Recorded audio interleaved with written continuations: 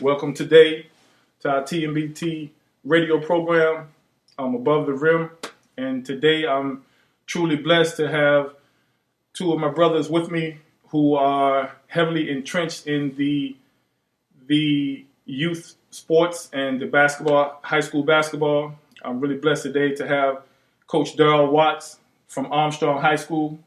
And also I'm blessed to have one of my childhood friends, DALE SEAY, here with me today to give his parental perspective. He also has a son, 15 years old, Brandon, who is a high school basketball player. And so we're blessed today to have the perspective and opinions of a legendary coach in Coach DARRYL Watts, and also here with Warner C. I want to say thank you to you guys for being with me today. Thanks for having me. No problem. Thank you. We're going to jump right in. Of course, you guys know Coach DARRYL Watts. Coach DARRYL Watts does so much for my program, just with his positive energy. He is always offering his services for his gym and just his knowledge to our kids. So it's one of those things where we are truly blessed. I know they had a game last night, but Coach, we're truly blessed to have you here with us and have so much to talk to you about high school basketball and college and middle school. But just wanted you to talk a little bit about yourself, to introduce yourself to the people who don't know you, and just talk a little bit about yourself, please. DARRYL Watts, Armstrong High School. I'm in my 16th year at Armstrong as the head coach. Started out as a recreation coach and worked my way up to being a varsity basketball coach. And I talked to a great coach, Dave Robbins from Virginia Union, former coach of Virginia Union. And he was telling me the time that he coached, it was a lot of trial and error. And that's where I am. There's a lot of trial and error. We played last night, and I immediately played the game back in my head to think what I could have done differently to have an outcome to work out in my favor. So it's a process. It's definitely a process, Coach. You hit it right on the head.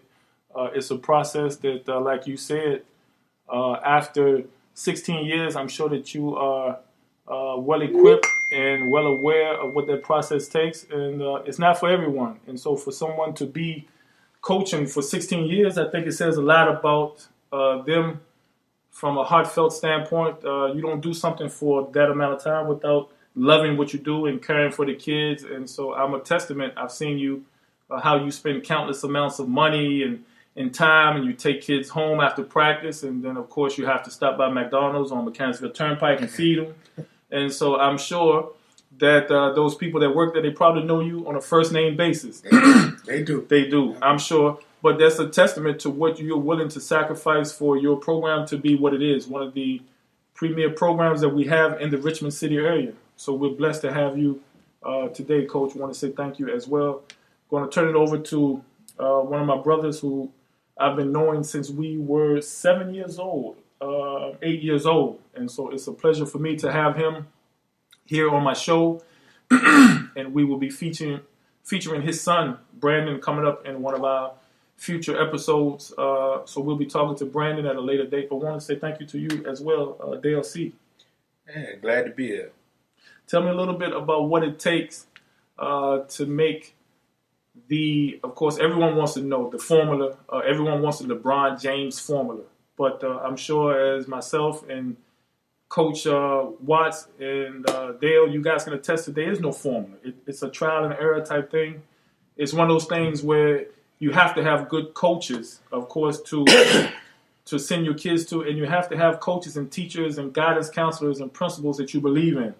So tell me a little bit about how it is having a son in high school, junior year, sophomore year.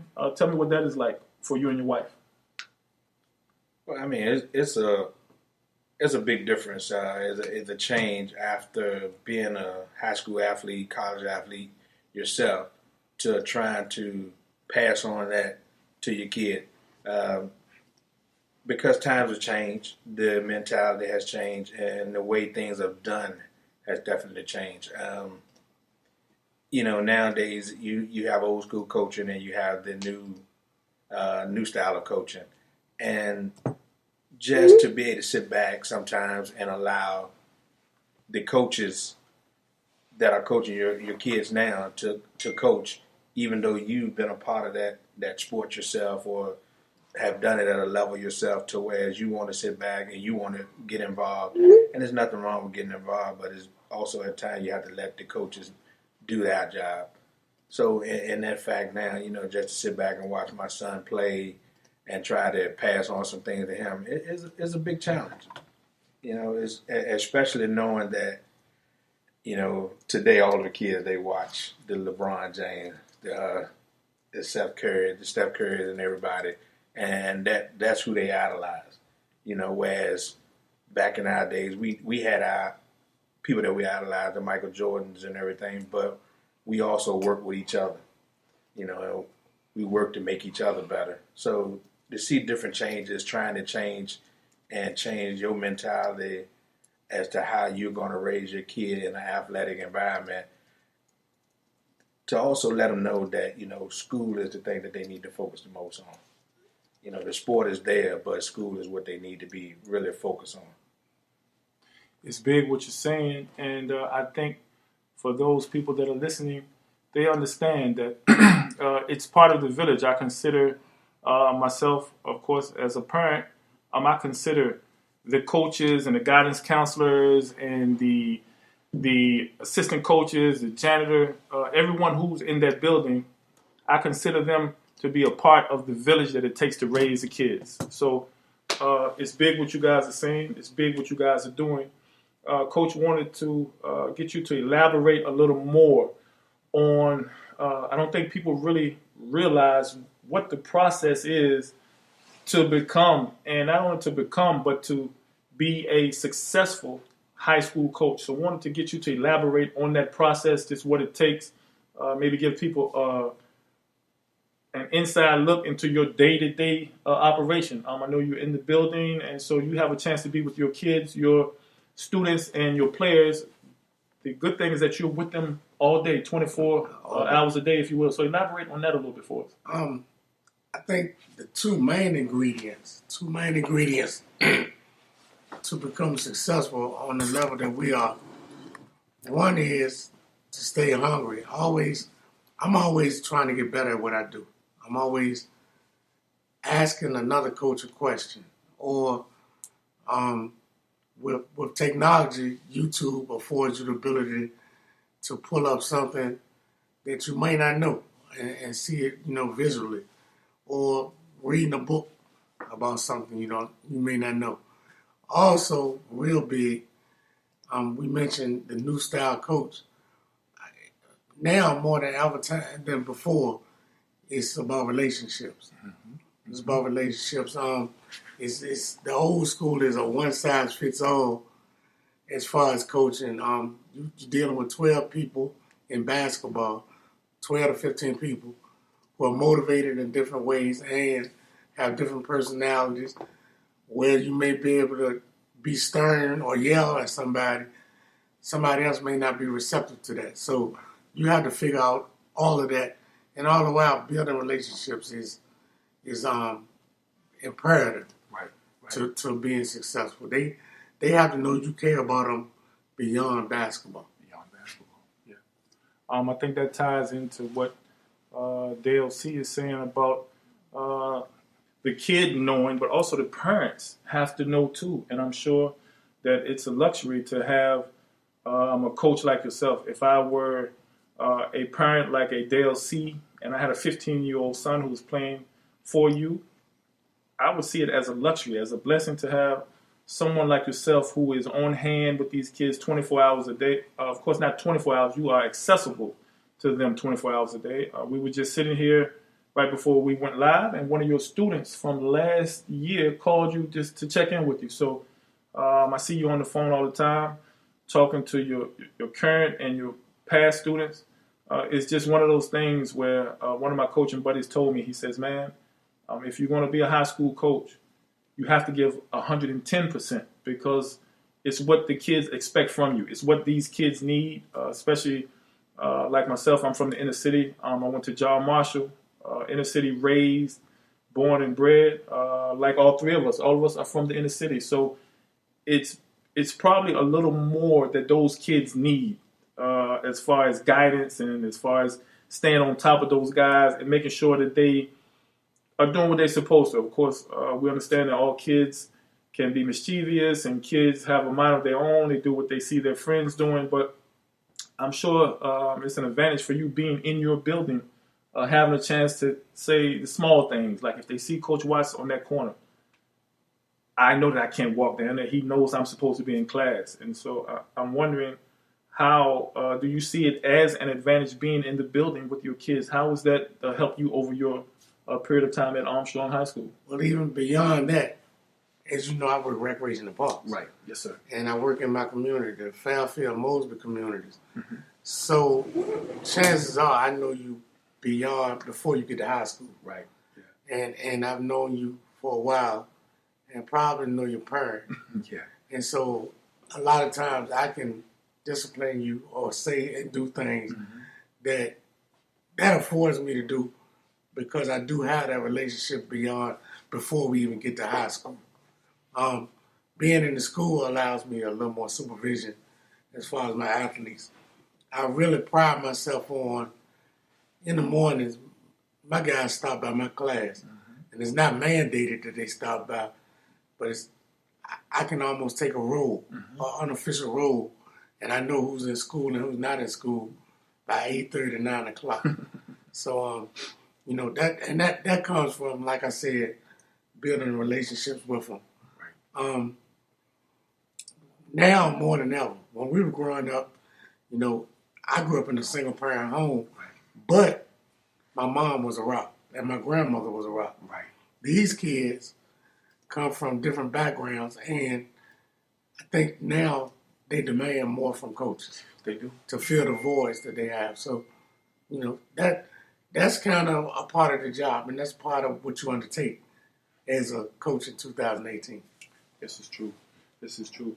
Dale, tell me a little bit from the parental standpoint. What is it? Of course, like we said, your son Brandon is 15 now, and he's going into his second year. But when he first started the school, or take me to that process, take me back through the process where you and your wife were in the process of choosing a school for your son. What was that process like? Just walk us through that process. Well, for us, the most important thing was education. Like right now, he goes to a school that's not visually noticeable as an athletic school.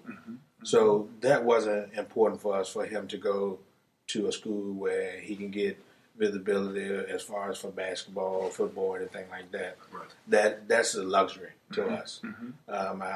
Our main focus was education. But as he decided to, you know, take on sports and be a part of that athletic environment, that included us. Right. We knew we had to be a part of that as well, to be that support factor, which carries us into, you know, to and from school, to and from practice, to and from basketball games, home games, away games, just being that support for him so that he can continue to strive in what he wanted to do and things that he has vision for himself. So we wanted to play a role in that and be that support and that strength for him to go ahead and do that. But at the same time, we wanted to guide him through it to let him know that even though that you're taking on this this venture in your high school in your high school days, but we still want you to focus on school. Right. And that's hard, man. It's hard to tell a young kid. I'm sure for you guys as parents, you say, hey, here we are entrusting this young man with so much. So it's funny. I was at a high school yesterday. I was at a middle school game, and so I want to give a special shout out to the Manchester Middle School Majestic Lions. They were champions yesterday in their game, and I was there. I have a godson that plays for them, Dennis Parker Jr., and so wanted to give a huge shout out to Dennis Parker Jr. and all of those guys that are on that Manchester team, Coach Myers, Coach Fee, everyone, Mrs. Coleman. I had a chance to meet so many beautiful people, beautiful souls that were there cheering on their kids, and just support from the faculty, the parents. It was just a beautiful event. I had a chance to attend yesterday with the Parker family, Dennis Parker, senior, and his family.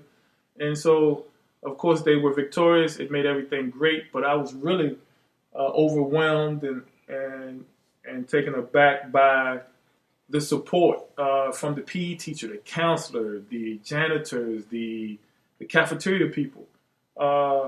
Coach, I'm sure that makes you feel good knowing that you have, of course, your eyes. Like you said, you're in your building at Armstrong, but you also have the eyes of your fellow teachers, fellow coaches, fellow employees of that school. So it's kind of like, for an old guy like myself, it's kind of like video cameras everywhere, because the human eye, to me, can be better than a video camera.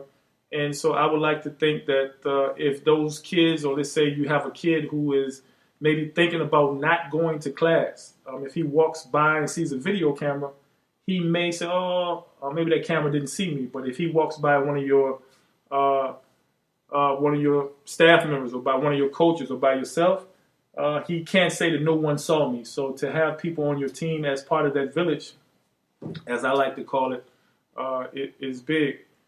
Tell us a little bit about your support system and your staff that you guys have at Armstrong and your basketball team. Just talk a little bit about your institution of education. First and foremost, my administration is extremely supportive of us, of our program. We have a new administration, for the most part, a new principal, and then assistant principals have been there, for a while.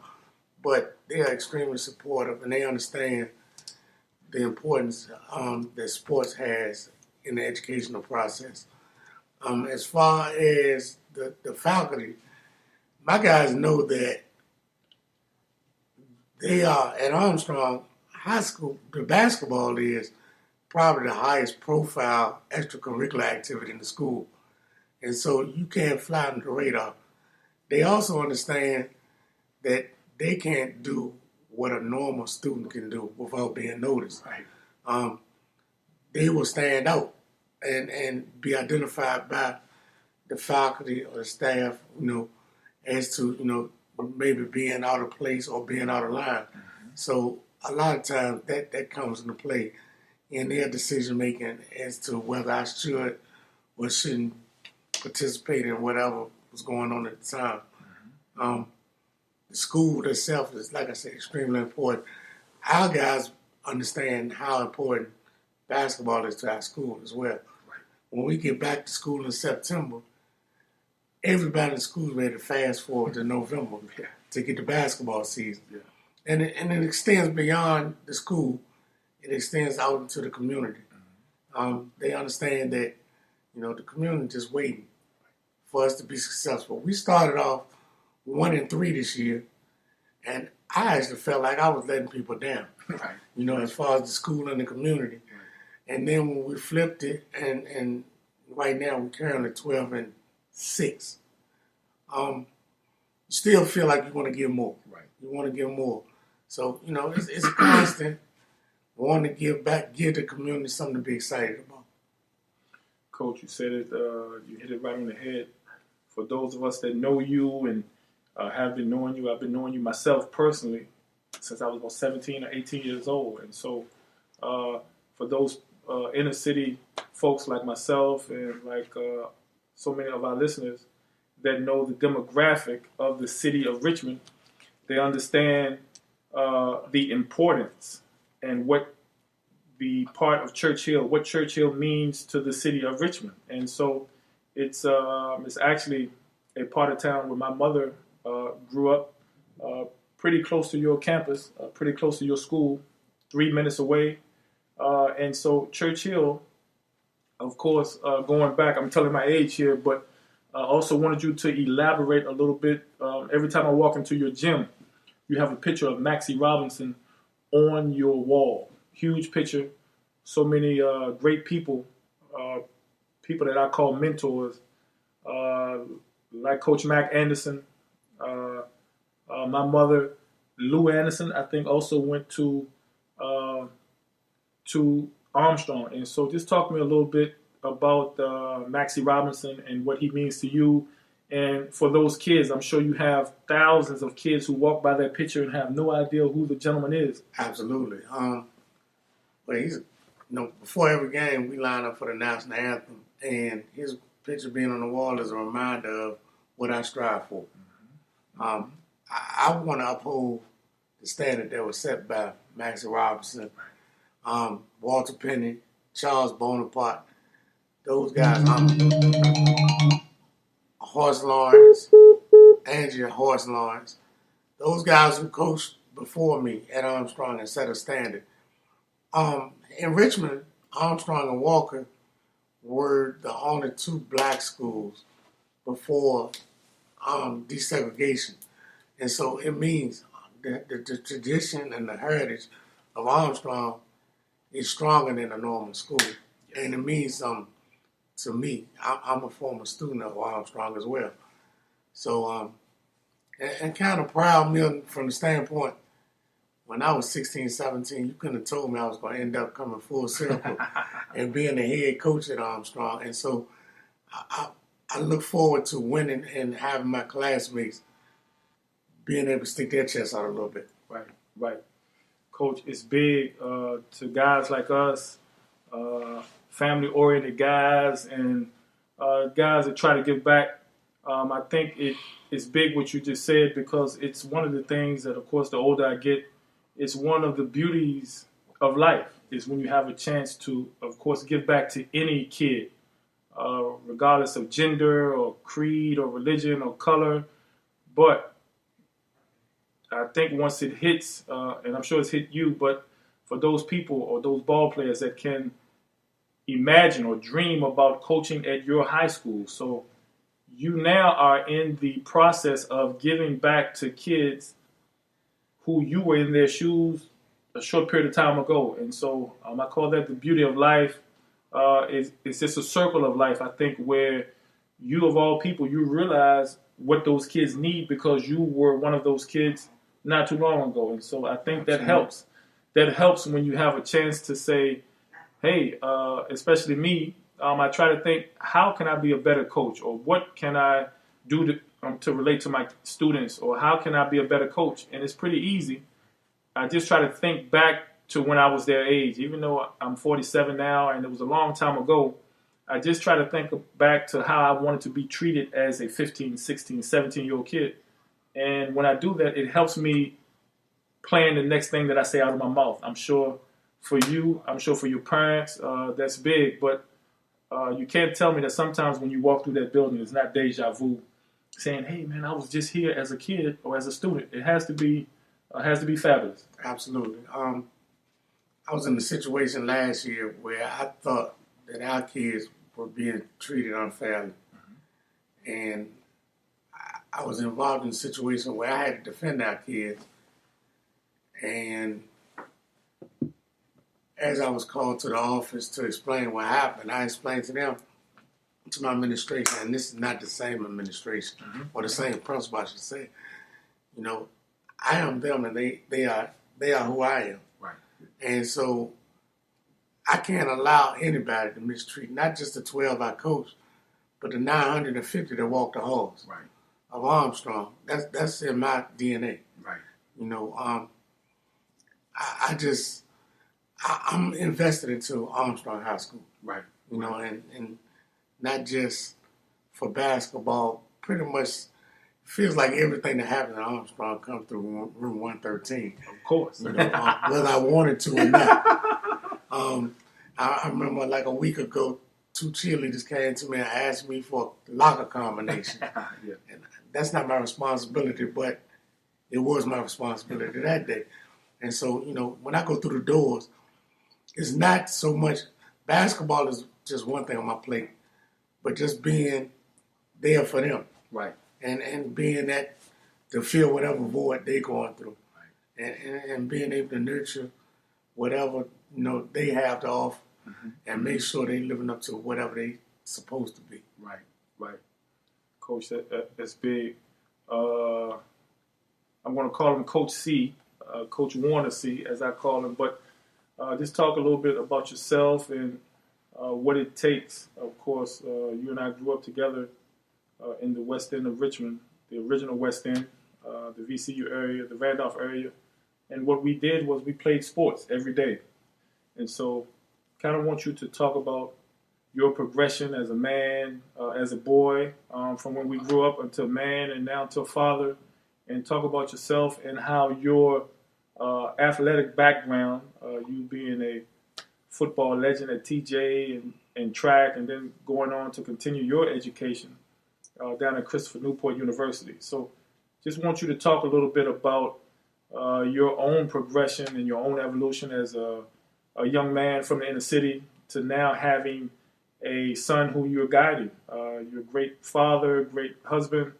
And so just talk about your evolution, if you will. Well, it's basically, like I said, it's a big culture change in how things were before versus what they are now. So it's constant adaptation to how things has transformed from how I grew up to how kids are doing now. As you said, when we were growing up, it was always either basketball, football, in the streets. As now kids, video games is the control for most of them. Yeah. We had, as we called back in the day, old heads that mentored us, that kept us, that took us places to play sports, to play basketball. Now it's how do we do the same thing for our youth today? How can we get them away from the video games? But I knew I worked hard when I was growing up in high school playing sports to be one of the top athletes in my school and in the area.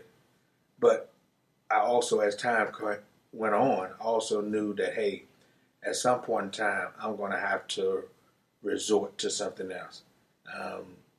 And I have to be honest with myself. And I don't never want to discourage anyone, because anything is possible or anything can happen as long as you work hard at it.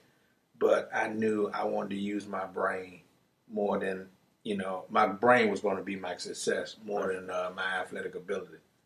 So that's something now I want to try to pass on to my son. I don't want to discourage him from being an athlete, but at the same time, we have to understand that we have to have something more than just being an athlete. Right. Just to be honest, athletes come a dime a dozen. Right. And we've seen a lot of athletes as we've grown older. I know yourself, Coach Watts. We've seen athletes, they get started, or they might get that chance to be a professional athlete. Something goes wrong, an injury, a freak injury, or something happened, and we've seen a lot of them have nothing to turn back to. Right. And that's what I would hope that, and I'm listening to Coach Watts talk how he builds relationship with his kids, and that it goes outside of basketball. And that's what I look to, and hope to see more of from more other coaches, because most coaches have played or been in the sport for a long time, and they've seen that, freak things happen, and we've also seen some success stories. But for the most part of it, we look to let our kids know that, hey, you have to be prepared for something else. Right. And so that's what I look to pass on to my son as I continue to support him in his athletic quest to whatever it is. Want him to make that decision, and I just want to be a guide and to be able to help him along, but at the same time try to let him know that there are other options. You hit it on the head. As we know, as coach, I'm sure that you, and I've heard you actually say this. Like I said, in the summertime, I'm at your gym quite a bit, and so quite a bit during the regular school year as well. And so I hear you talk about education just as much, if not more, than I hear you talk about some of the sets that you guys run on offense. So to piggyback off what Dale said, give us a in look or a look into your spiel to keep your guys focused, because as we all know, I think Virginia High School League has a certain grade point average that you must maintain. I'm sure you have another grade point average that you must maintain to continue playing basketball.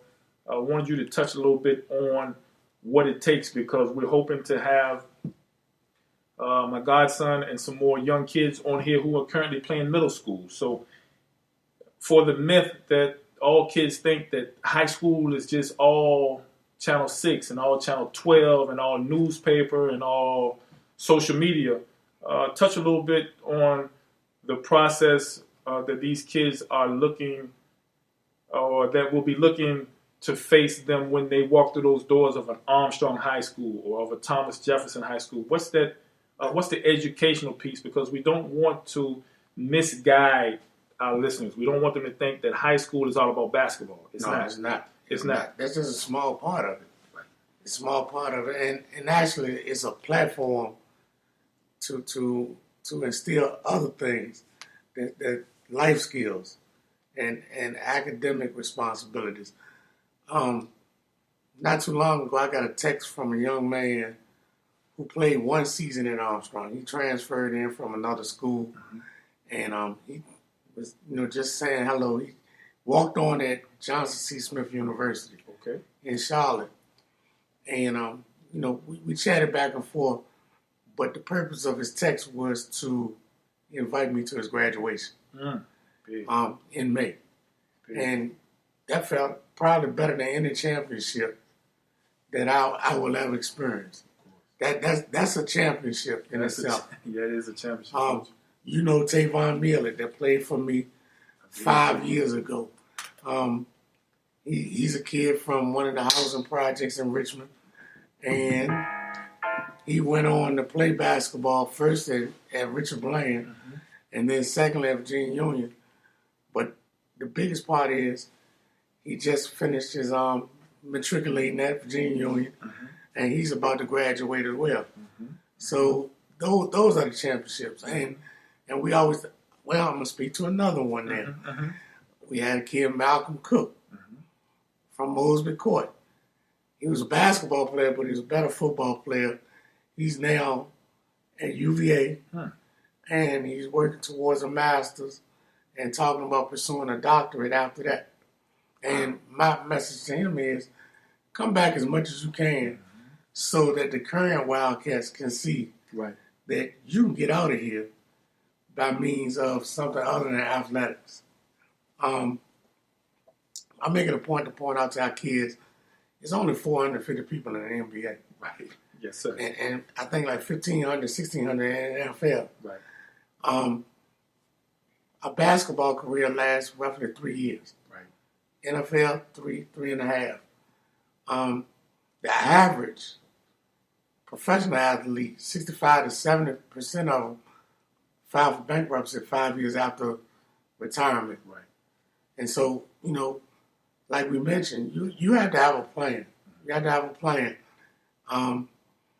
I don't know if I had a plan when I was coming out of high school. I mean, you're the coach. I think that coaching and teaching and chose me. Right. And God kind of pushed me in that direction. That being said, I don't want anybody to leave Armstrong without having some sort of plan. Right. The Virginia High School League requires that you pass 5 classes. Right. The city of Richmond requires that you have a 2.0. And, we bring to that attention, a 2.0 is a C. Right. And if you look at the back of your report card, C is average. Exactly. And I don't know if anybody wakes up in the morning aspiring to be average in anything. Yes, sir. So we bring that to their attention. I was real happy when the 2 leaders of my team, when we came back to school, one day we were in the car riding home after a practice, and they had a bet about who was going to have the best report card at the end of the 9 weeks. And it meant something. And I don't know what the wage award was, but more than anything is we're going to compete in the classroom as well. Right. And that's real big. Not just in the athletic field, but in anything you do, try to be the best. Try to be the best. And in this case, try to be the best student you can. Coach, you hit it. I don't think people being an inner city guy, of course, you know better than me because you're on the front line with the kids. But did I just hear you say 2 inner city basketball players talking about or having a bet about who was going to have the best grades instead of the best jump shot? Did I understand you correctly? Absolutely. And the byproduct of that is it becomes contagious. So it kind of spread throughout the team. Right. And so now report cards come out and everybody bring you the report card because they want you to see that they did, you know. And even if it's a C, my thing is if that's the best you can do, right, then we're going to take it. Right. But you can't tell me that's the best you can do if you haven't done everything in your power. That means getting remediation or tutoring. That means if my left hand was weak in basketball, I'm going to work on my weaknesses. Right. I'm not going to just work on my strength. Right. And so, you know, we have things in place in school, tutoring. We buddy up. I know my big man is a mathematician. Okay. And we may have somebody on the team that's not as strong in math, so we partner them up so they can help each other. Right. You know. That's old school, coach. That's what they used to do back in our day, I think. Right. I'm old school. You know, the things that I liked and I enjoyed and that kept me going as a youth, some of those things are timeless. Yes. You can give them back and they carry over time. Yes. A big influence in my life and probably yours too, the Boys Club of Richmond. Oh, man, Coach, you said something there. Yes. Both of us. He and I as well. We grew up at the Boys Club. Me too. I was a little before y'all. Yeah. But on Saturday mornings, you had to get to that Boys Club. Yes. And it was competitive, but it was good competition, and it taught a lot of lessons. And so whatever I took from that, I try to bring back to what I do now. Coach, you said something. He and I, DALE SEAY and I laughed when you mentioned the Boys Club. I want to give a special shout out to the Boys Club, Boys Clubs of America, but especially Boys Clubs of Richmond, Virginia, where, like you said, Coach, I think that's where you and I where I first met you at the Robinson Street. Yeah. Robinson Street Boys Club. DALE SEAY and I, we were daily participants at the Randolph Unit Boys Club. I'm not quite sure if it's still there. I know they were making it into something else, but when you took me back, and when you said about saving lives, I know they have national spokespeople. I know Denzel Washington is one. I know Magic Johnson is another. But for I can't say all, but for the majority of the inner city kids growing up like myself, playing basketball, just being around, doing schoolwork. I even remember where we had some very, very influential counselors, Mr. Harris and some of those other guys, Mr. Wilkins and those guys that, for us guys that wanted to run in and play basketball right away and thought that the Boys Club was all about basketball, he had a surprise for us. And at my Boys Club, we actually had a library, a very well-staffed and equipped library. And so if you did not bring your schoolwork with you and you did not sit down and play, or I should say, if you didn't sit down and finish your homework, and they had people that were, they actually had adults that were in there to supervise us. And so it was one of those things where if you didn't finish your homework for the day and had at least spent 1 hour, 45 minutes, an hour and 15 on your homework, you were not allowed to go into the gym. Right. And so for us, that was everything. It was pretty much the reason that we went to the Boys Club was to play basketball. And so DALE SEAY, elaborate on what Coach is saying a little bit. Just piggyback and just touch on your experiences. We'll start with the Boys Club and piggyback off some of the things that Coach is talking about. Well, one of the things, growing up, as Coach elaborated earlier in the conversation, is that he grew up from a single parent home. I had both parents in and out. My mother was, as Coach elaborated to, was the rock of the family. Was always there, and the Boys Club was that second outlet, to give her a break, to have so that she can have a peace of mind as she go on to work to provide for the family. That I know my child is somewhere safe. My child is somewhere where people care about them, and that was one of the great things that Coach said earlier. Is how he has built relationship with his students as well as his athletes, and that he's accessible to them 24/7. You do not find that today from every coach that's out there. You don't even find that from teachers.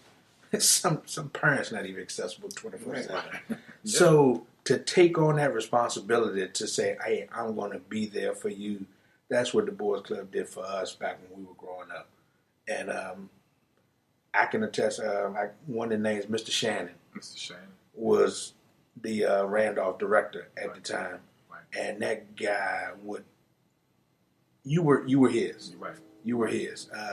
Whether it was taking you home, as Coach does, take you out to eat, whatever it took to say, "Hey, I'm here for you, and I want you to improve yourself."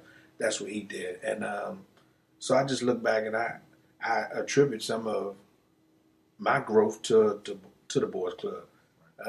It's not so much as popular now as it was back then, but I think that some people should look into it as bringing back and being able to provide for these kids now, because like I said, today's kids are techno junkies. You know, and you know, I think that has taken away from them being able to explore and grasp more of what they can achieve, you know, versus, you know, how we were. I mean, we had video games, but it wasn't to the magnitude of what they had today. Yeah, absolutely. You know, so we wasn't into it that much. We were rather, you know, we were old school. You know, hey, your mom say put you out, you get out the house at 8 o'clock in the morning. Right. And you back when the street lights come on. Hey. You know, so we had to find out something to do for that 8-9 hour day. Yes, indeed. And it wasn't video games. It was it was football. It was basketball. Right. You know, Boys Club, like you said, Boys Club, you had to study before you can actually go into the gym. Had to do it. You know, so those type of things just prepared me to be a better person as I got older. Of course, like I tell my son today, you know, you're going to make mistakes in life. You know, I'll be, you know, not giving him or not doing a justice to him if I told him that everything was going to be perfect. Right. You know, the thing is, what do you do when you make that mistake? How do you learn from that mistake to not to happen again, or to make you a better person? Or you can share that with someone else to make them better. Right. You know, one of the biggest things, and I give you credit, Milton, you know, watching you play ball growing up, you know, you got the scholarship to Georgetown. Those are the type of things that made me say, you know what, hey, I want to do that too. Right. You know, and I wanted to get better. I wanted to do things better. You know, so, you know, they always say, you know, we talked about Coach McDaniel Anderson. He always got these little funny sayings for everybody. But if you sit there and listen to it, everything that he says is a purpose behind it. Right? Mm-hmm. Right. You know, so I credit Coach McDaniel. He coached me in football and basketball at TJ. You know, and like I said, those sayings, it stays with me today. Right.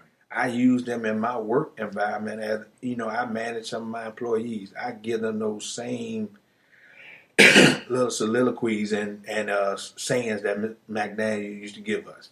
You know, because coaching, managing is all about building a relationship and having someone to be ready to follow you and do the things that you do. Mm-hmm. Mm-hmm. You hit it on the head. For those that don't know who Coach McDaniel Anderson is, of course, he means the world to us, us three that are sitting here. I actually went to John Marshall, but for those that know Coach McDaniel Anderson, he was one of my mentors, I'm sure. Like Coach C said, he was one of his mentors.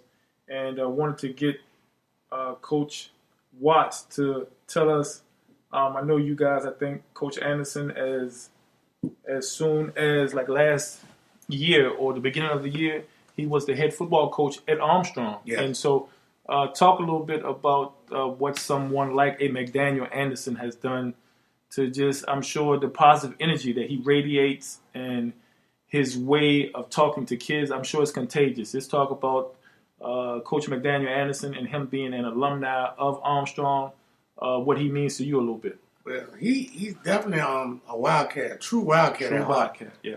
But more than anything, I've seen him throughout the Richmond Public School system and bringing the same message, no matter where he is and who he's talking to, what the ages are. He was a substitute teacher when I was in school. Right.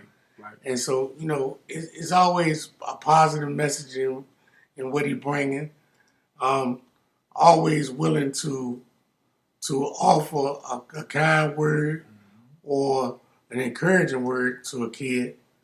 And he's not just, I say he's a true Wildcat, but he's pro kid. He's pro kid, yes. He's pro kid. And always wants to see them reach their potential.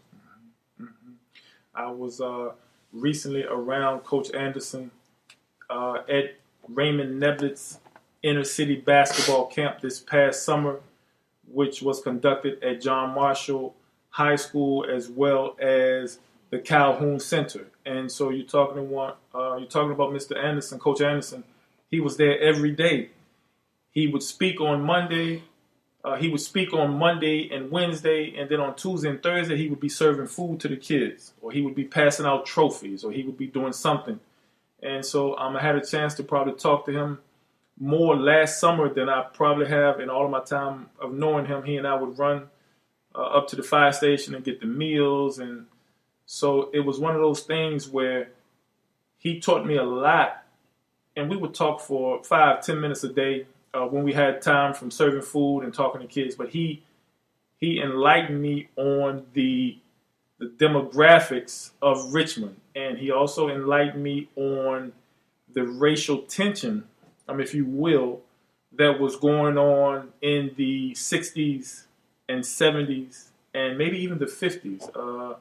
He really shined some light on the situation, and so you take someone like me where I finished in 1988, or so you take someone like Craig Williams or Maurice Miller or Dennis Parker, who played football at John Marshall back in my day, or even take us from back in our late 90s, and you have someone like Coach Anderson, and I call him a pioneer because when we came along in Richmond Public Schools in the late 80s or when we did, there was not, I must be honest and say, there was not a lot of racial tension at my high school, which is John Marshall. And so just talking to Coach Anderson, it sounds like those guys paved the way and maybe took some of the stones and some of the words and some of the difficult times. Those guys endured that during their era, maybe so we would have an easier path.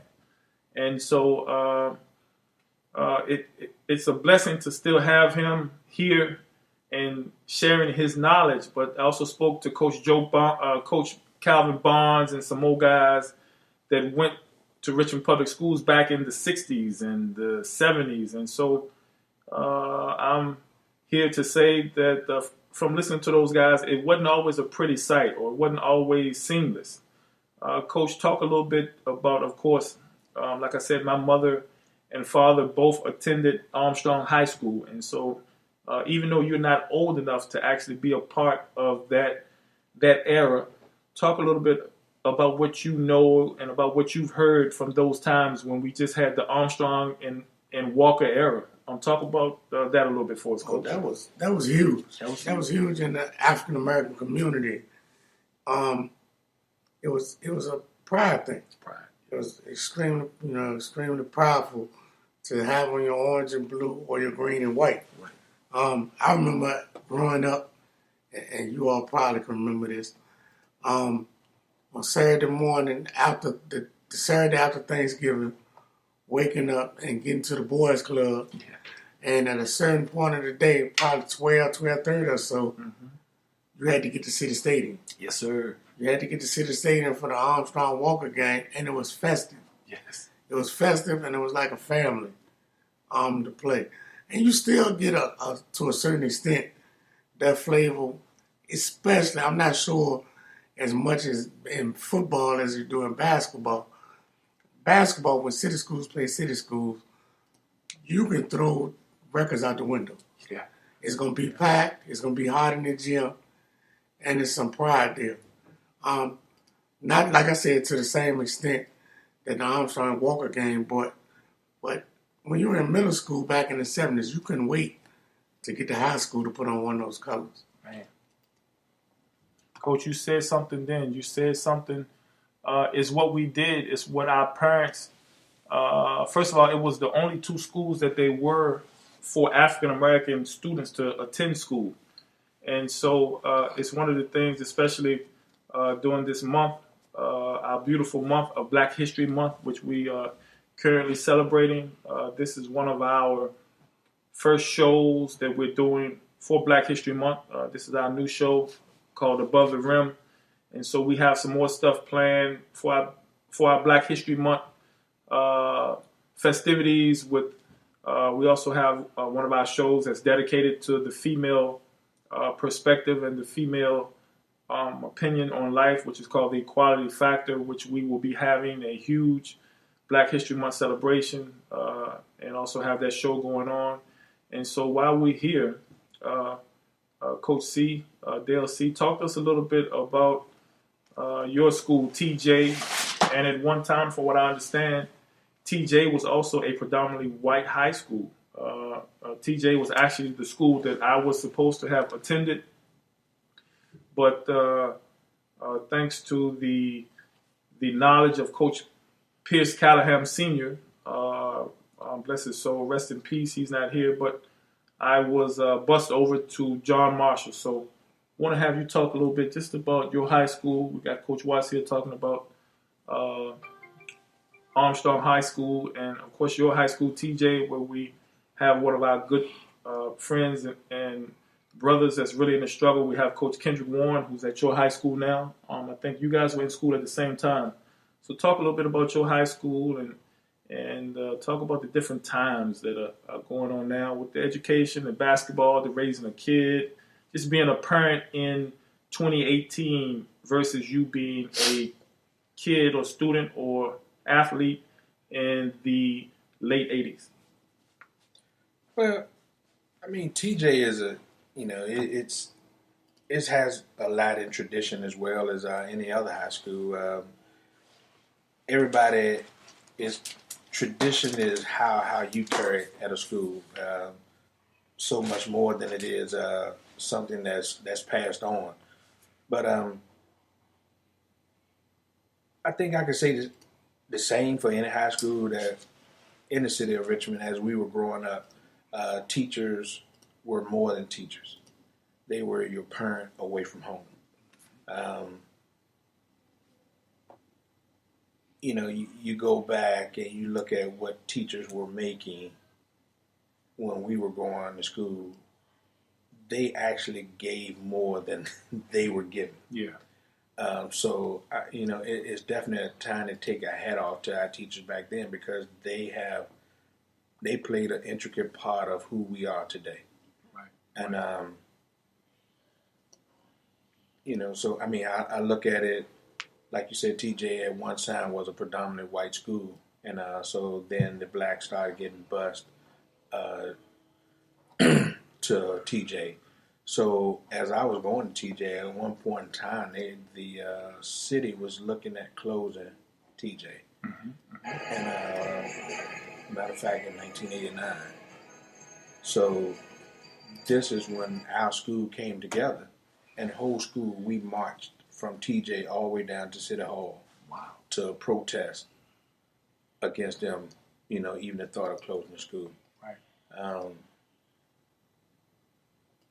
So I feel like right now I played a part of history, because right now the kids that are going to TJ, they're still able to go there because of us back in 1989. Right. So, they just look at how much pride and respect that we as students had then, because, we could have just said, oh, well, we go to wherever they send us. Right. But we decided to stand up and fight and use our Fifth Amendment to go there and speak our mind on, what we wanted to do with that school. Not fifth man, first man. But that was what we were being taught. Right.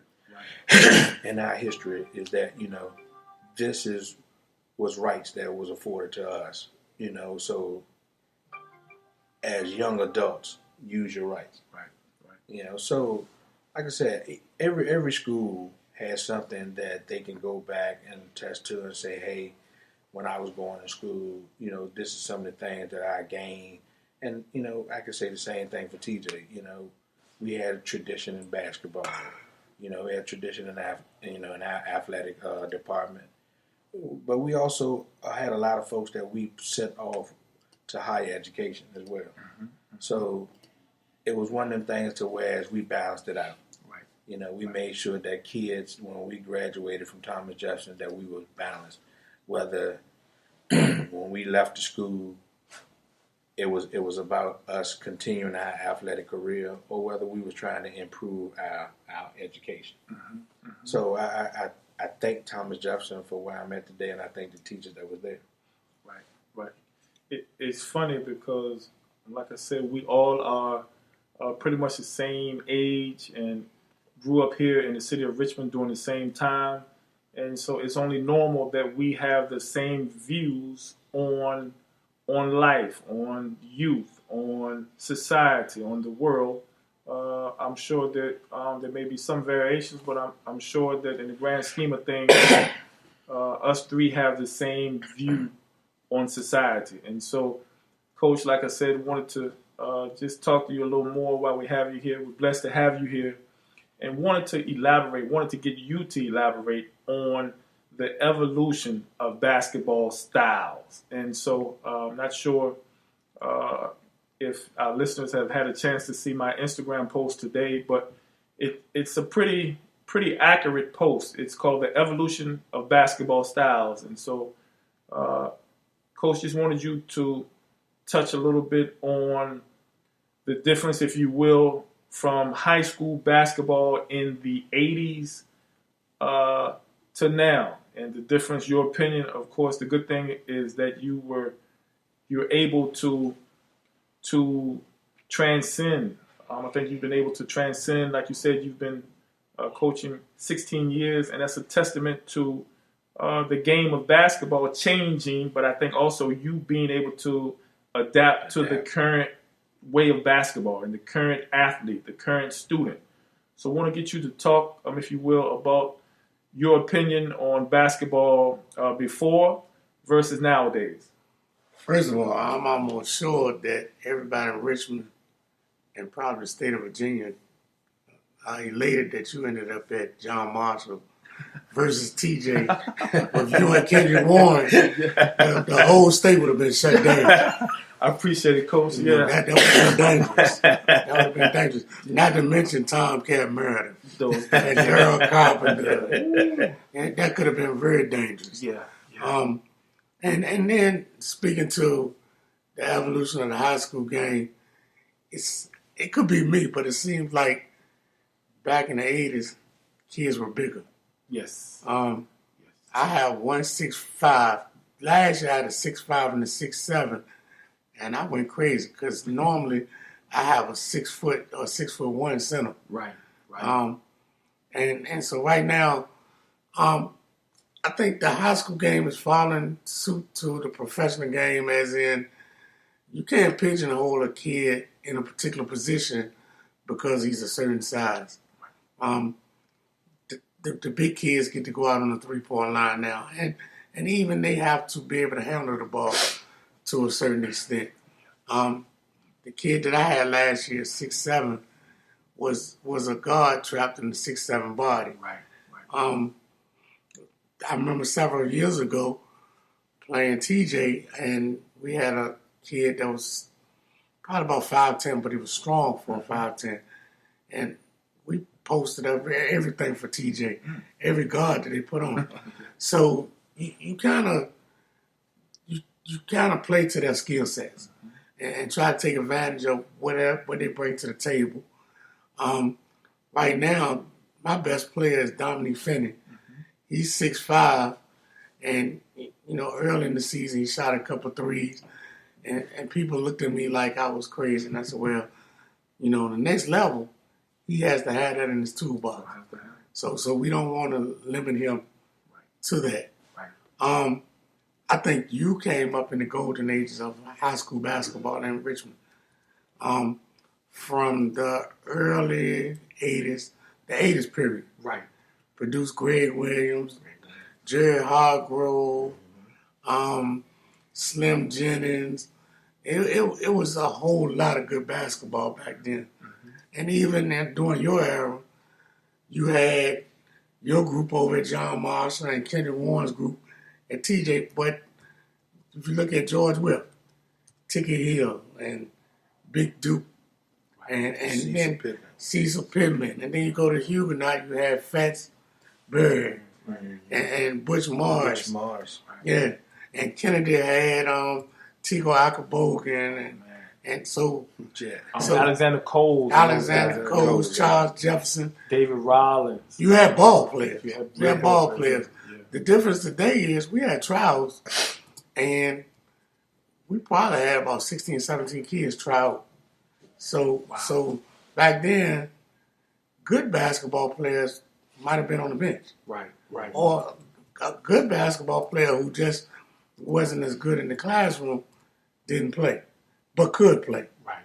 I'm thinking of a guy right now, Tom Slick, from the West End. From the West End, yes, sir. I grew up with him. Didn't play varsity basketball, but was just as good as anybody that played high school basketball in Richmond during this time. Right. So I think back then there was probably more of an abundance of skill. Right. I think kids today probably have a little more variety to their game. Yeah. They can do some things that, It's a different game. Yeah. It's a little different.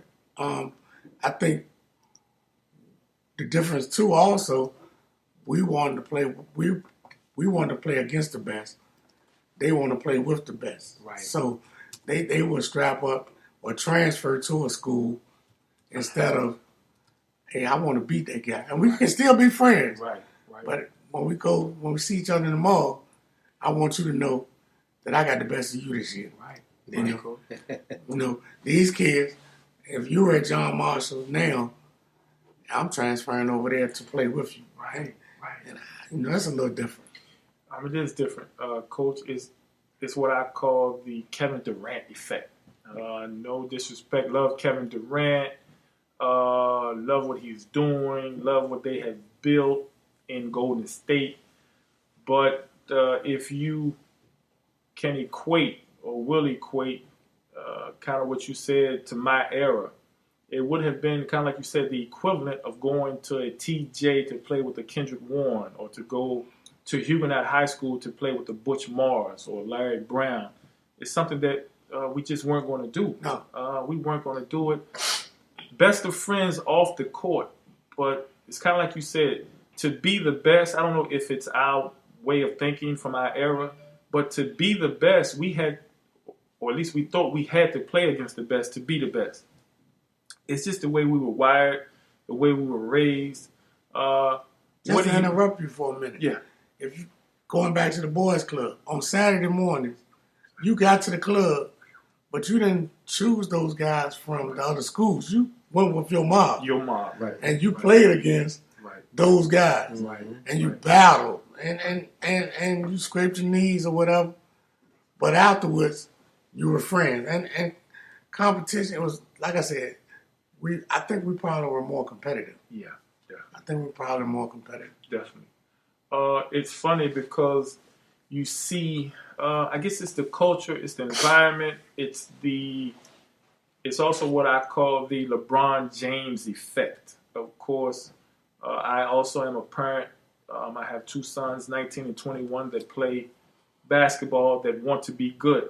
But I'm a realist. I know in the back of my mind, there's somewhere that's telling me, Milt, your sons are not going to be LeBron James. It's just my way of thinking, and I think that if more parents kind of like DALE SEAY said, if they're more realistic with themselves and the capabilities of their kids, then you have to plan for a backup, a plan B. You have to plan for the day, God forbid, you're injured or you're just not good enough to make the next level, whether that be high school, college, or pro basketball. You have to have a backup plan, and that's something that I can remember my grandmother and aunts and uncles, and it seems like that was more prevalent back in our day, Coach, where your parents made you have a backup plan because back in our day, they used to tell us, hey, man, you can be president, you can be a doctor. Well, some of that stuff, pro basketball player, some of that stuff was not reality. Nowadays, these kids with social media, and they have so much social media and websites and things catering to what they're trying to do as far as go to college and play pro basketball and even go to high school. I think they have so many more options and so many more chances to succeed. Whereas back in our day, we didn't have social media, we didn't have websites. You had to, everything was a fax or a call. So it just speaks to the evolution of the game, the evolution of society. Tell me, DALE SEAY, a little bit about how you see basketball and how you see the student athlete, like you have your son. How do you see the student athlete, which you were back in your day? What's the change? What's the key? What seems to be the key to them succeeding today? It has to be work ethic. They have to improve that work ethic. You have some kids today that has God-given talent. God has put them on this earth to play basketball. Some, as Coach said, back in our days, we were so competitive that if you muscle me today, I'm in the weight room tomorrow. Right. Well, you don't see that today. Right. Kids are not going to just say, hey, I'm going to the weight room today because that guy, outdid me. Right. So I think we're losing ground on how great some kids could be or how improved they can be because of they don't have that competitive spirit as we had back in our days. I mean, now, don't get me wrong. You do have some out there that does have that competitive spirit. And that's where I listen to Coach and I listen to what he said earlier is that it's his job to bring that out of his kids. Mm-hmm.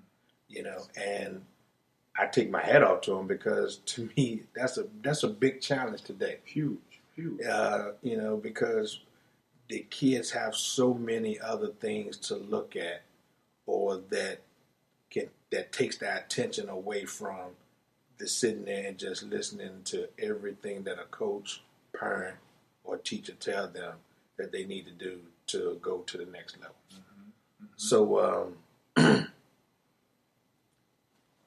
big ups to you, Coach. Thanks for doing what you do on a daily basis because it's a hard job. It's huge. It's a hard job. It's huge. With the change in mentality today, that job is definitely 2 to 3 times harder than it was back when we were coming up.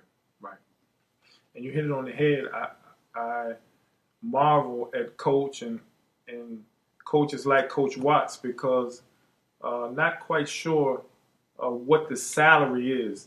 Never knew what the high school salary was, but what I can tell you and what I can promise you is that he probably spends more than what he's paid. He probably spends his entire salary. You take all of these coaches, Coach Tennyson and Coach Warren and Coach Ty White at John Marshall. All of these coaches, it's something where you're responsible or you feel a sense of responsibility for your players. And so, Coach, I'm sure you guys have, 15, 14, 16 players on your team? Actually, ideally, right, it's 12. 12, right, ideally. We played a game last week, and I'm going to share this with you. Mm-hmm. We played a game against Lee Davis, and at the end of the school day, we realized that 2 kids weren't at school that day. Mm. One of them being a starter. Mm. Coincidentally, we had moved the JV player up. We actually dressed 7 people for the game that day. Okay. Dressed 7. One of them was a JV player. But the other part of it is my starting point guard left school that day because he found out his grandmother had passed that morning. Okay. All right. He texted me and said, Coach, I don't think I'm going to make it today. And then he rethought it, and he said, I am. My shooting guard, and I'm just sharing this because this is what we deal with on a day-in, day-out basis. Right. My shooting guard, you could tell he was out of sorts all day. And when I found out he was facing a family crisis that I probably shouldn't go, I won't go into detail with, but it was something that could probably be a big distraction to him. Of course. And so we got to Lee Davis. No, actually it was at Lee. And, we acknowledged that things happen outside of basketball that way more important than basketball. And all the while, everybody here knows that that's a safe haven. Yes. That's a refuge. Yes. And for that short period of time that you're in the gym, it allows you to clear your mind and focus on what you love to do. And so we were able to come out victorious. And I think even coming out of the game, they were in a better place afterwards as far as their personal lives and whatever they were dealing with. Because basketball kind of, like I said, was that safe haven. Coach, you hit it on the head. It takes me back. I'm going to keep using this word, piggybacking off of what you're saying, because everything that you're saying today, I've actually lived. And so basketball was my safe haven. I was blessed, like you said. I was blessed to have a boys club that was 1 block from my house. And so for me, with my father passing when I was 11 years old from cancer of the lungs, it was my safe haven. 1 block away. I think, Dale, you can attest to. I'm sure it was your safe haven as well. Just when you are an inner city kid and you're dealing with just normal stuff. We're not even talking about anything over the top. You're dealing with school and you're dealing with peer pressure. You're dealing with maybe trying to play a sport, and then you have a parent to pass. It really, and by me being the only child, of course, it really taught me a lot about myself, and it really taught me a lot about what it takes to be successful at basketball, but more important, to be successful in life. Of course, like I said, I was just 11 years old, and so when everyone, like you said, Coach, your player had a death in the family. Death has a way of making you reach from within. You go within and find power. I'm sure that kid was, obviously, he was upset about the passing, but it teaches you that there's an old saying that through God and through Christ you can do anything. And so it teaches you that, hey, I have to carry on, even though that I have lost a parent or a loved one, and that I'm going to carry on, I'm going to persevere, but I'm going to do it maybe in their name. Maybe some kids you see, they may write a parent's name or a loved one's name on their shoe or what have you. It just is part of basketball, overcoming obstacles, but it's part of life.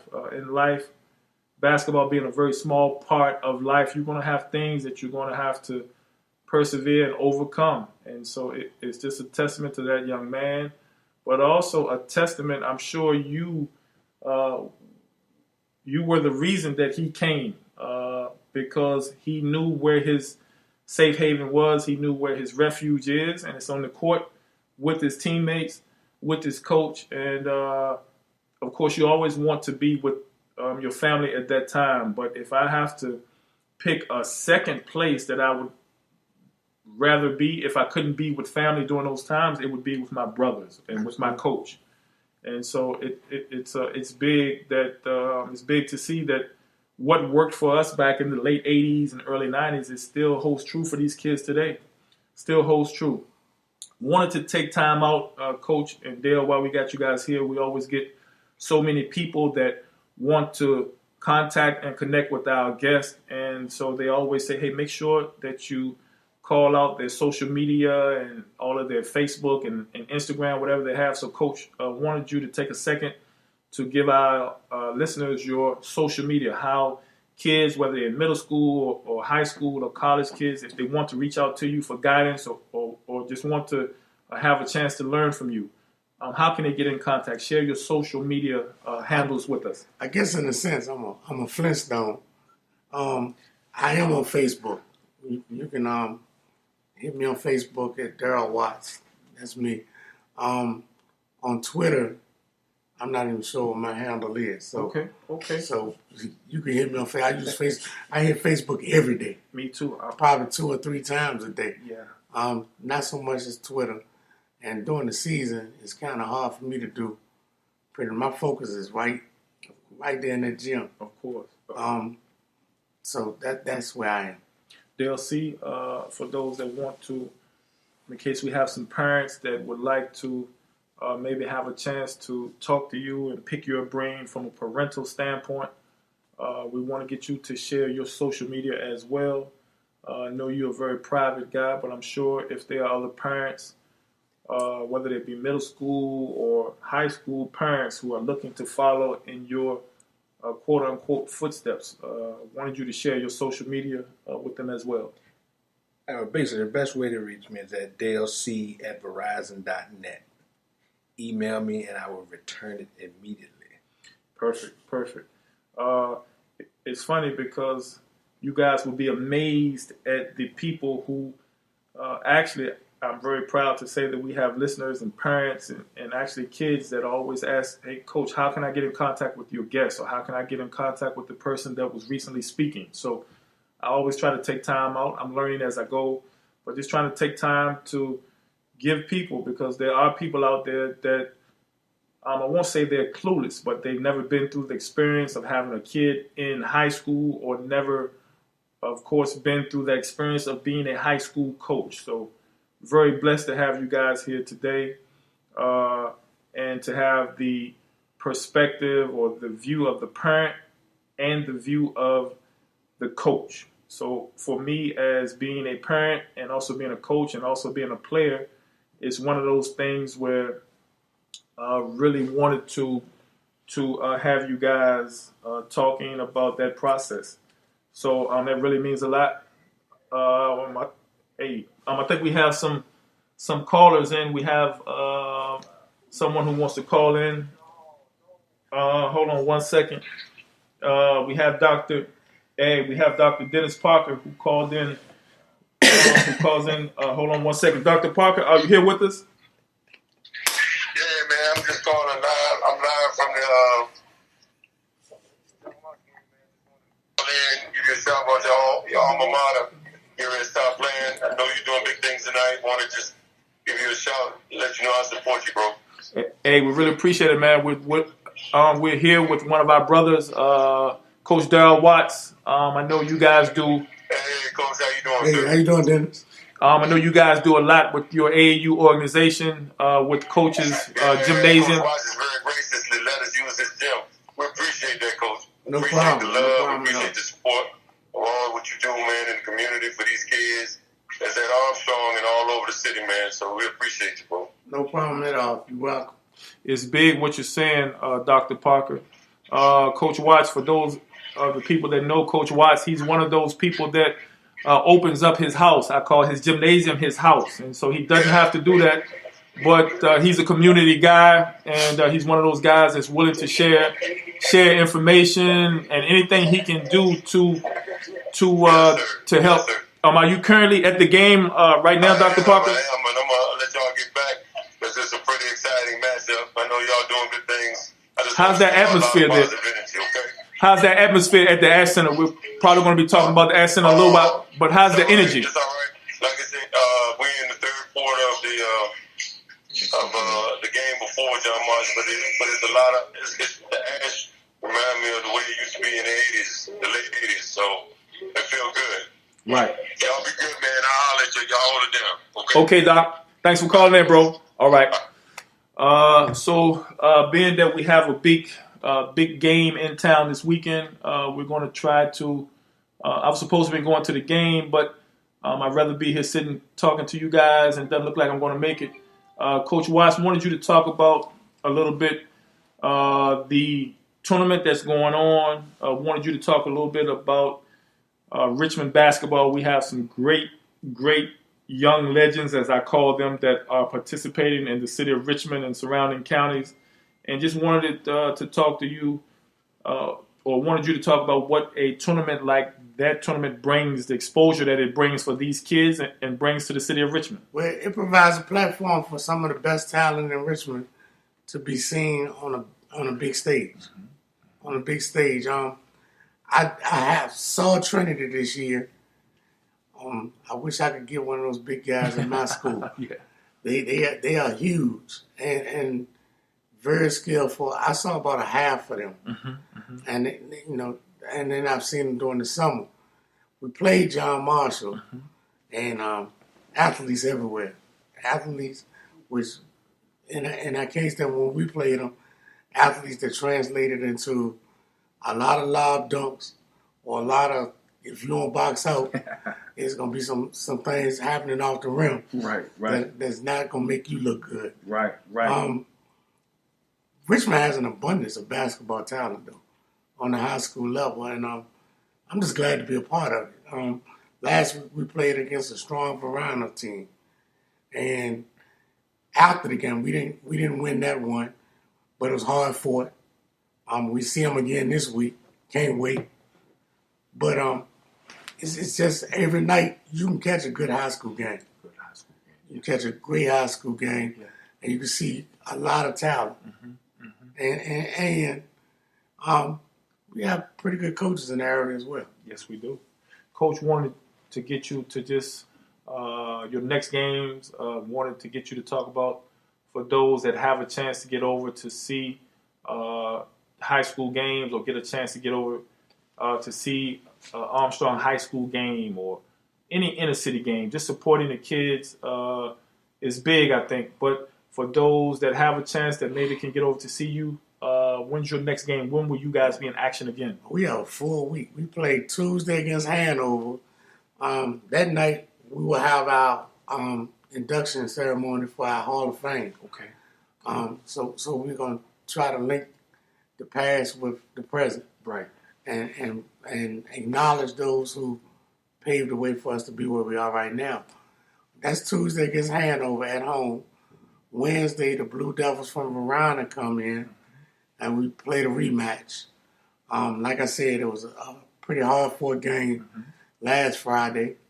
And then Friday, we played the Highland Springs Springers, who are a perennial big-time program in our area. Right. I didn't say Coach Dale gave his email up. My email is Coach DEENICE@yahoo.com. It's Coach DNice@yahoo.com. I check that 3 or 4 times a day as well. Right. I can't speak to, like I said, if you go to North Side, John Marshall has a very good team. If you go to South Side, Coach Coker does a great job with the Bulldogs over at George Wythe High School. And, me as a high school coach, I open the paper every morning trying to keep pace with those guys. Right.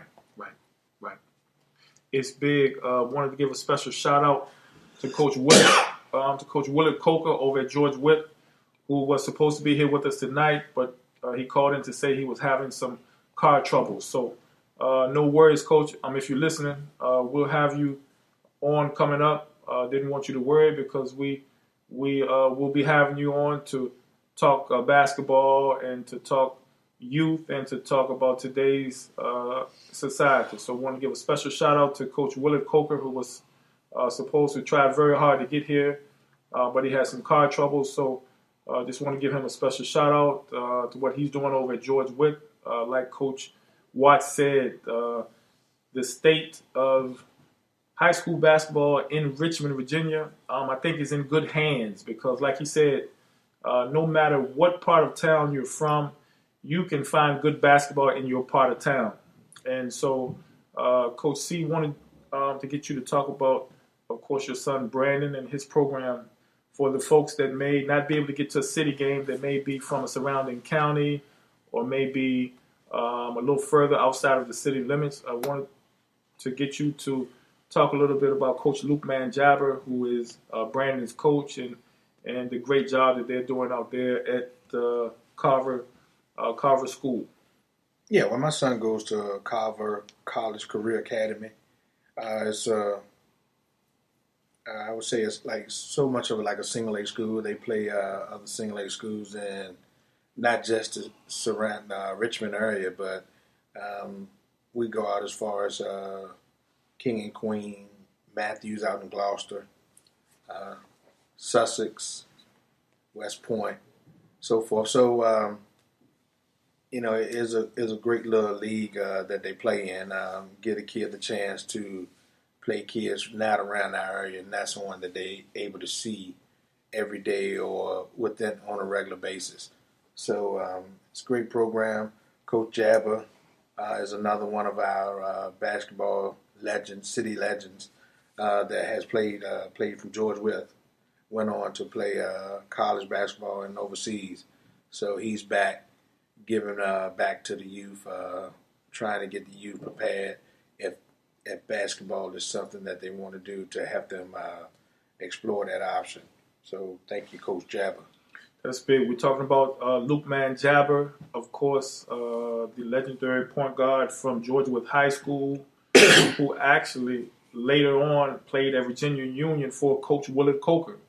And so he's doing great things. Luke Jabber is doing great things with his training and giving back to the youth. I know he and Tyreek Wallace, I think, do great things for the youth over at Ben Wallace's gym. And so we're talking about some more guys. It's a testament, kind of like we're saying with Coach and myself and Coach C. It's what we do. We give back. Inner city guys, because we realize that for us to make it to 50 years old or 47 or whatever your age is, even 27, for you to make it to 27 coming from the inner city, it's a blessing. And so I'm sure it's why Coach Jabber and Coach Watts and Coach Coker feel inclined to give back to the youth. So we're going to wind up coming to a close. We're sad to say we're going to have to come to a close. But before we go, I wanted to ask these guys while I have them here, being that we are all inner city guys, all African American guys, and we are very cognizant of our history. And so we're blessed to have 28 days, as Coach pointed out recently. I thought it was 30 days during Black History Month, but Coach quickly corrected me and says, Milt, they only give us 28 days. And so we recently had Martin Luther King's birthday a couple weeks ago, where I was in attendance of the Freedom Classic and that whole situation with Virginia Union versus Virginia State. Very positive atmosphere, positivity, positive energy was flowing. And so Coach and DALE SEAY wanted you guys to talk a little bit and share with our audience what Black History Month means to you, what some of our pioneers like a Malcolm X, a Martin Luther King, a Harriet Tubman, what they mean to us, and what you guys actually teach your own kids during Black History Month. Just wanted you guys to share a little bit of insight with that, Coach, if you will. I think growing up, we always went through Black History Month, and it was pretty limited as to what was taught in school. They only gave you the tip of the iceberg, so to speak. And when I went to college, I noticed the guys from up north were more in touch with their history. Yeah. And it kind of triggered me and my curiosity to dig deeper and find out, more about myself, so to speak. Right. And so now I urge the kids in school to and especially now, since everything's at your fingertips. Mm-hmm. Technology, you should not be walking around with unanswered questions. Right. Smartphones, computers, you have opportunity, readily opportunity to answer all those questions. Mm-hmm. We mentioned in our conversation before we came on air about playing at Lee Davis High School. And my pregame speech for Lee Davis alluded to who Robert E. Lee was and Jefferson Davis and what it meant to be a Confederate. And then we alluded to how popular it's become to tear down monuments and talk about the Confederate flag. But that day at Lee Davis, we were standing in the middle of a monument.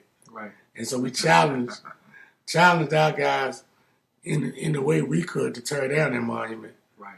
And, it spurred a conversation the next day in class, and we walked through. I tried to get them to visualize the Great Passage, how we were brought over on ships, packed in the ship as sardines under inhumane circumstances, and then auctioned off right here on the James River, banks of the James River, and how your master could take your wife and mate with her, and so, or how you could have your tongue cut off because you were speaking a language that wasn't understood, or you could be killed for learning how to read. How to read, Coach, you took the words right on. So I think it's extremely important that every opportunity we get to expose our kids to history, and not just 28 days, but every day, expose them to history and make them understand what our forefathers and our ancestors went through to put us where we are. Right. And like I said, there's no reason for us not to know. Coach, you once again hit it right on the head.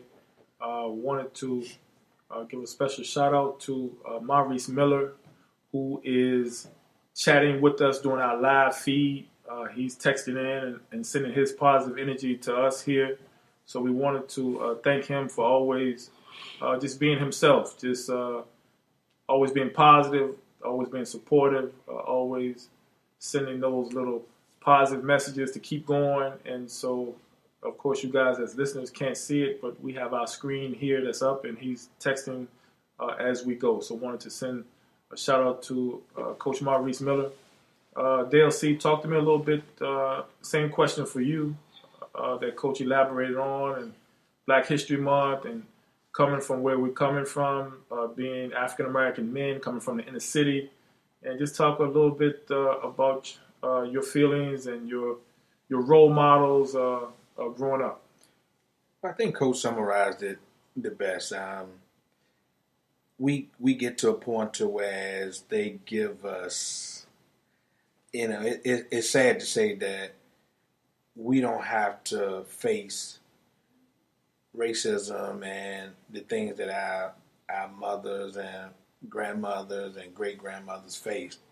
But they only give us, as you say, 28 days. And it's not really even 28 days that we're allowed to celebrate, our history. So we can't never sit back and say a role model, because to me, everybody back in those days played a role to help us get to where we are today. It's just sad that only certain ones are mentioned or raised up to be acknowledged during those 28 days. So as Coach said, it's for us. It's in our best interest to go out and learn our history and learn what other folks have done to help propel African Americans to where we are today. It's big what you're saying, man. It's big. It's what we. It's big for us just to be here and to be able to carry on a legacy of like who we said, Maxie Robinson and those our parents and grandparents who were not as fortunate as we were to have the luxuries, even though we didn't see them as luxuries when we were young. Looking back on it as an older person, they were luxuries that we were fortunate to have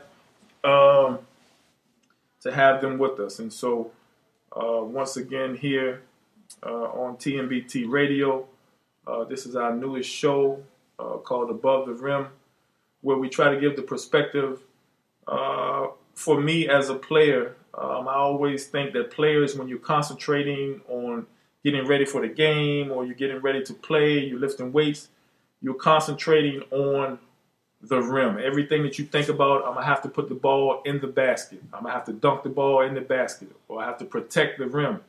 But with this show, I'm going to like to call it above the rim because, like I stated to Coach Watts, when you're a coach or when you're a parent, you have to think above the rim. The rim is actually the least of your concerns. For Coach Watts' point of view, you have to have everything in order for your kids, the game plan, the uniforms, the travel. Also for Coach C, as a parent, you have to have your kids' academics, his bus schedule, how is he getting home, who's picking him up, his food, his housing, everything. So I call this show Above the Rim because you have to raise your mind in actuality above the rim to be a parent and to be a head coach in high school or head coach in football and in basketball. So it's my little spin on it today. Really glad that can't say thank you enough, Coach Watts, to you for coming out, for taking the time. I know you guys had a game yesterday, but really cannot say thank you enough for coming out, joining us, giving our listeners the real opinion from a real high school coach, a legendary coach who's been doing it for a while, who was like you said, you were almost raised to be in the position you are now. And when I say that, you pretty much raised yourself because you were the one who was walking those halls of Armstrong High School. And also you were the one who chose to take that job. And so I can only imagine what that feels like. It's actually a dream of mine to coach at one of my institutions that I went to. And so to go from walking the halls of that school to now walking the sidelines is a great testament to yourself. And just really want to say thank you, Coach. Thank you, brother, for being here. Thank you. Keep on doing what you're doing. For those of you that need more information on Armstrong High School and Coach Watts, you guys can check our website, www.miltonbellbasketball.com. After this show, I will be putting up the schedule for the Armstrong Wildcats so that you guys can get out and see Coach Watts do what he does best, or one of the things that he does best. I really think he's a better teacher than basketball coach. He's a better person than he is basketball coach, if that's understandable. But for you guys that don't know him, or for you players, you middle school guys that don't know Coach DARRYL Watts at Armstrong High School, look him up, do some research, and reach out to him. He's very accessible. I'm sure he's willing to share his knowledge because he's one who has gained great knowledge from reading, from living, from asking questions. So I'm sure he would be very appreciative of those that did the same, trying to learn more about basketball. He loves dealing with youth. And so I highly encourage you guys to reach out to him through his social media.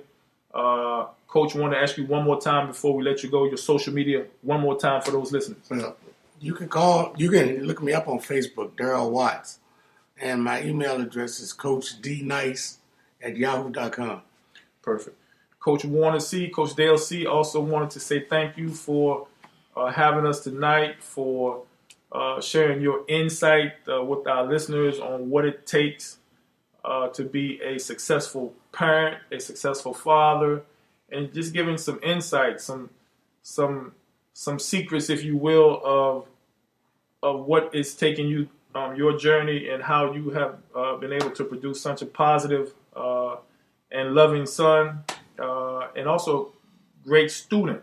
He's a great student and also a great basketball player. So once again, wanted to take the time to say thank you to our guests, Coach DARRYL Watts, Coach Warner C., two of my brothers that I feel that are in the fight for the youth, to give the youth more than what we had. So we're going to sign off here for TMBT Radio. We are Above the Rim. Please check our sites for the upcoming shows that we're going to have. We're going to have video, TMBT Radio, and we're also going to have video footage of tonight's radio show with TMBT Films. And so we're going to sign off now. Once again, thank you to all of our listeners, Dr. Parker, Maurice Miller, everyone that's tuning in. We know we had the high school games going on tonight, so we can't be mad, but For those of you that were not able to tune in tonight, you can go back tomorrow. You can check it on our website. It'll be on our social media so that everyone can go back and listen to the show. So we're going to sign off now. Looking forward to talking to everyone soon. And everyone be safe and support your local high school basketball in your city.